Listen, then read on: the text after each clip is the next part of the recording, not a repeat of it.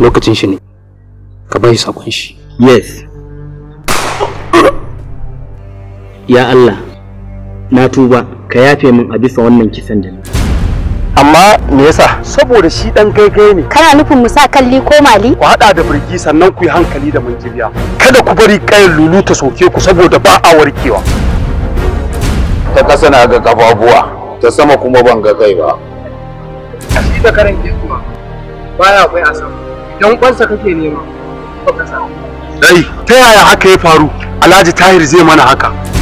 Boss, ka bar min komai a hannuna. Ban san shagalan? Shagala uban rawa, maso zama da kai ya jira asara. Kai shaidu kake yasa da hankalin bana. Ai ni ban san shi ba, kawai dai sunan shi nake ji. Da kyau. Alhaji Gajimare yana neman ya ajiye ma gefe. Me ya kamata mu yi akan Wannan haka yake. Kaja wuya! Uwarsa za ta haifi wani wannan galar da kuka samu kwaki ku tsago da hannunku. Mu da muka ji kwaki a galan mu za mu tsamo abin mu kuma in shanye. Sai kai Muna so mu faɗaɗa harkallan mu da ku. Gaskiya ne uga. Ka san duk da Hassan da Usaini suke. Kansa a haɗe yake.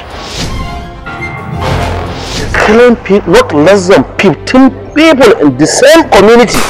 Kai, Amma to sa me zai hana tun da abin nan haka ya kasance ko ma hakura da kes nan gaba daya. Idan har aka samu wata matsala, to mu za ta shafa. Su ne ba ran Amma tunanin akwai dalili. Tabbas ya zama dole mu yi taka tsantsan akan haka. Amma ba zai gamu. tabbas idan ba mu hankali ba, aikin mu zai buga. ai ba ma za ta kai mu ga haka ba. Yes, idan muka yi hakan za mu yi nasara kuma ba za a taɓa shiga tsakanin mu ba. Za mu kulla sabuwar alaka da Alhaji Tahir. Sai mu je. Dan haka ba za mu bar sai sake mana abin da ya mana a baya ba. Kafin sannan ya kamata mu haɗu da shi. Awa ga girman ka ne, za abin da ka zan ba ba ka ba da umarni ba. Hassan za ku kai kai. Shagala kenan. Ban fahimce ka ba. Kudin da za ka biya ne yanzu ba kamar irin kudin aikin baya ba. Ai kawai a je a fito da su. Ƙarya kan yayi. Tabbas kun amince za mu yi wannan tafiya babu matsala. Taba tunanin ba ku da hankali ba ku da tunani ba sai yanzu. Da za ku bar wannan magana. Uga. No wasting of time, ba ɓata lokaci. Kafin wannan yanzu ina Hamza yake. Na rabu da shi da safe, akan Haidar ya tura shi ya kai wasu kaya. To me ta ce? Za ka wani sabo. Sako yana gidan gona. Mun rasa shi wallahi. Ina son in bar su gaba na iris ya rage su fada. Idan kuma ni na fada ka to sai za mu samu kuɗi. Ana nufin kidnapping kenan. Farai kuwa. To sai na aika shi.